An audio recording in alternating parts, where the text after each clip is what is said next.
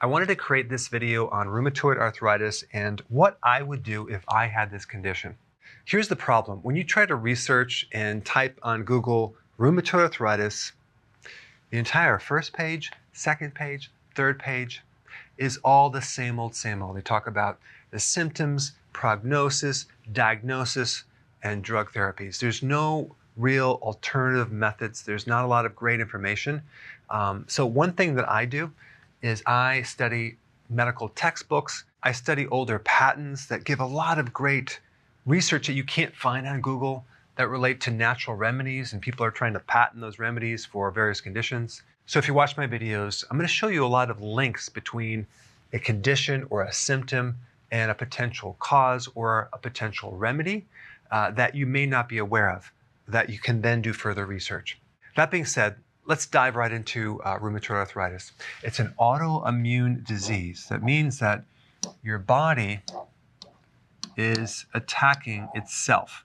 And these antibodies, which means against body, are attacking your own tissues. Okay, that's kind of weird, but I'll explain my theory on this. And it usually affects the joints, the wrists, hands, the feet, the hips, a lot of pain, inflammation, stiffness, fever sometimes. It can affect the lungs, the heart, rashes, fatigue, dry eyes. Basically, it can affect a lot more than joints. Okay, so what you need to know is rheumatoid arthritis is a systemic problem, which can give a clue to the potential cause. Because anytime you have inflammation that affects the entire body, you want to think pathogens. The area that I researched is between what type of pathogens are involved in RA. Well, it just so happens that they have found certain bacteria, and I'll put the data below, from your mouth in the synovial fluid in RA patients, which is interesting. Now, this makes sense because it explains why your body might attack its joint, okay? Because there's something in the joint. There is a pathogen in the joint, and the body's trying to kill it. In the process, it creates a lot of collateral damage. Now, understanding the pathogen connection is very important in how you're going to address it. Because if you have a systemic problem that involves microbes, one thing that I would do is I would do ozone therapy, okay? Ozone therapy is very toxic to your lungs, so you're not going to breathe it in. You would actually go to a place that does this, and they would inject it, and it would circulate through the body. But if you research ozone and rheumatoid arthritis, you're going to find a whole bunch of interesting information. So ozone therapy would be one of the most important things to do if you have RA, because ozone kills microbes, okay? And it also will flood the body with oxygen. So it can potentially wipe out some of these pathogens and give the person a lot of relief. Another thing that would be very beneficial would be oregano oil. Oregano oil is also really good to kill pathogens throughout the body. Now, if you research oregano oil with rheumatoid arthritis, there just happens to be a whole bunch of research on that, using that to improve this condition. Now, I would also take vitamin D3 in at least 30,000 IUs. Of course, anytime you take D3, you want to take K2, like 300 micrograms. Now, the reason why you want to take D3 is because D3 can act like a natural prednisone or a cortisol without the side effects. Because one of the medications they use with RA is prednisone. Prednisone is an anti-inflammatory. It's basically a synthetic cortisol. And vitamin D can act like cortisol in the body to help with inflammation. So that's definitely something that I would recommend. And then potassium. Now, I've done a video just on this one nutrient and RA. You can watch that down below. And I recommended 6,000 milligrams of potassium. Try to get the majority of this through your foods, and then maybe you can supplement. There's additional research on potassium and RA of improving inflammation, improving swelling, and also improving insulin resistance, which will also indirectly drop inflammation. So potassium is a very important mineral to help reduce inflammation. Zinc would be also important too.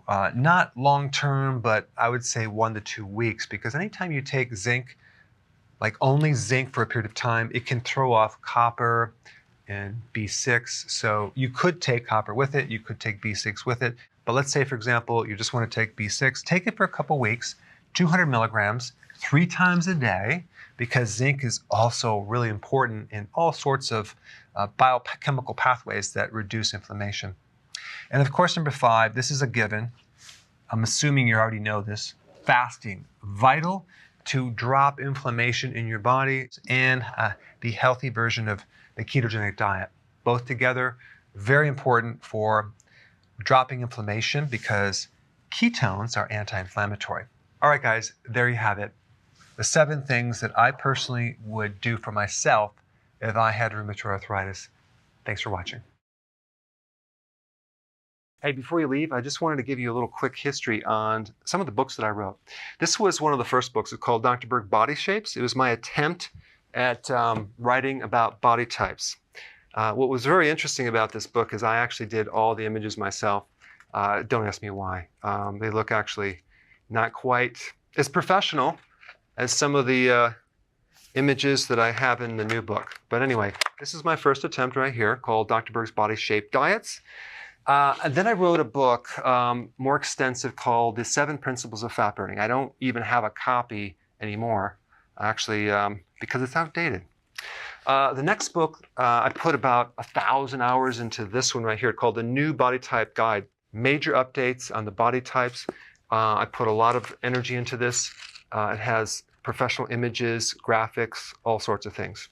Now, the problem with this book is it doesn't really describe what this is really about.